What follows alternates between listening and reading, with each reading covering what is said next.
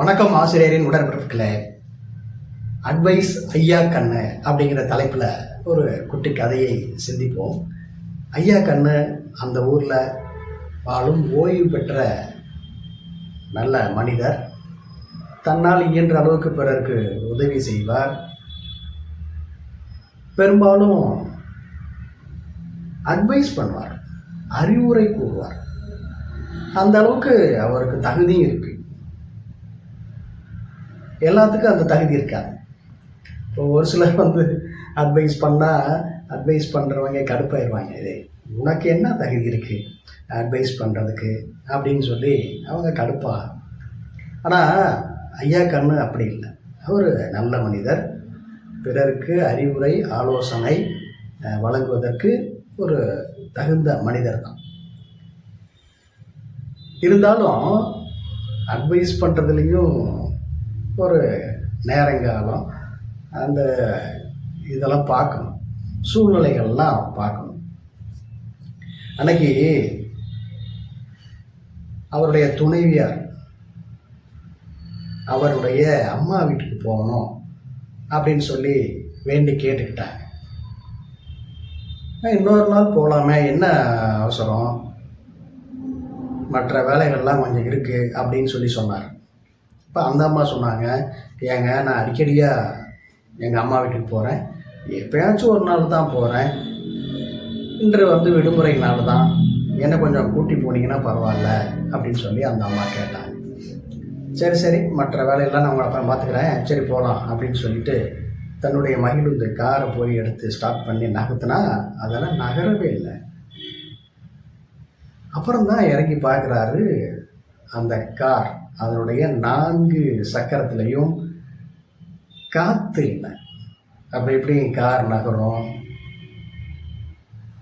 துணையோட சொன்னார், ஏமா கார் நகராது, 4 டயரும் பஞ்சர் ஆயிடுச்சு, அதனால் இன்னொரு நாளைக்கு போய்க்கலாமா அப்படின்னு சொல்லி கேட்டார்.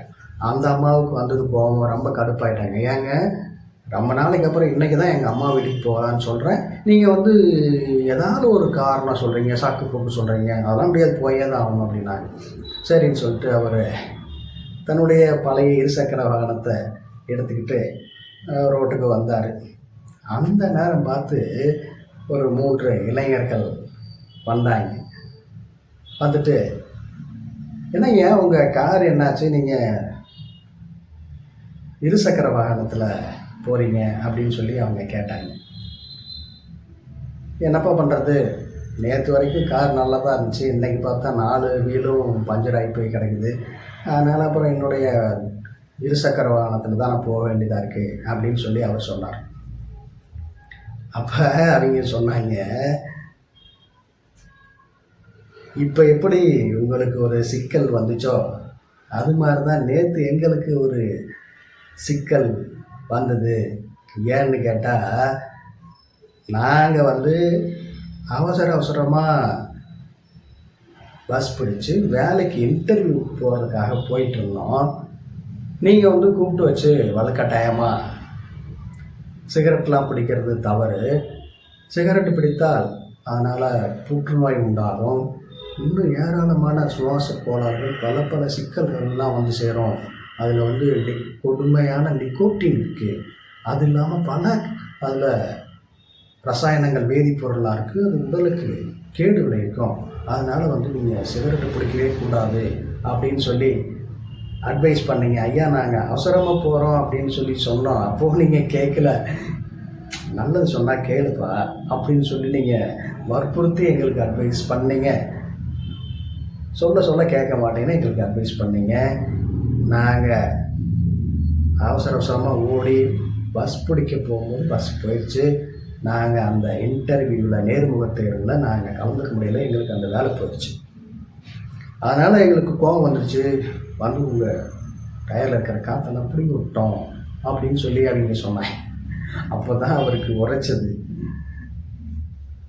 அடுத்தவங்களுக்கும் நேரங்காலம் பல்வேறு பணிகள் இருக்குது, அதனால் நம்ம நல்லது செய்கிறோம் பிறருக்கு அப்படிங்கிறதையும் பார்த்து தான் செய்யணும். உதவி செய்கிறதையும் என்ன செய்யணும், எதிரில் இருக்கிறவங்க உதவி கேட்குறாங்களா அப்படிங்கிறத பார்த்து செய்யணும். அது மாதிரி அட்வைஸ் பண்ணுறதும் அறிவுரை சொல்கிறதையும் எதிரில் இருக்கிறவங்க என்ன மனநிலையில் இருக்கிறாங்க அப்படிங்கிறதெல்லாம் பார்த்துச்சோம். நம்ம பாட்டுக்கு வந்து அறிவுரையை சொல்ல ஆரம்பித்தோம்னா அது எதிர்வினையாற்றிவிடும், சிக்கலில் கொண்டு போய் விட்டுவிடும். அதை தான் ஐயன் திருவள்ளுவரும் சொல்கிறாரு, நன்றாற்றல் உள்ளும் தவறுண்டு அவர் பண்பறிந்து ஆற்றா கடை. நல்லது செய்கிறதுலேயும் உதவி செய்கிறதுலேயும் சில நேரத்தில் சங்கடங்கள் சிக்கல்கள் வந்துடும். ஏன்னா உதவி எதிர்பார்க்குறவங்களுக்கு உதவி செய்யணும். நம்ம பாட்டுக்கு போய் உதவி செய்கிறோன்னு சொல்லிட்டு ஒரு பெரிய பணக்காரருக்கு போயிட்டு இந்தாங்க ஒரு 100 வச்சுக்கிட்டு ஏதாவது சாப்பிட்டுட்டு போங்க போகிற வழின்னு சொன்னால் அது பெரிய சங்கடத்தை உண்டு பண்ணிடும். அதனால் கேட்குறவங்களுக்கு உதவி செய்யணும். நம்ம பாட்டுக்கு உதவி செய்கிறேன்னு போய் அறிவுரை சொல்கிறேன்னு போய் சொன்னோம்னா அது பலருக்கு சங்கடத்தை ஏற்படுத்திவிடும். அப்படிங்கிறது தான் இந்த நேரத்தில் சிந்திக்கிறோம். அதை தான் ஐயன் திருவள்ளுவரும் நமக்கு ஒரு அறிவுரை ஆலோசனை சொல்கிறார்.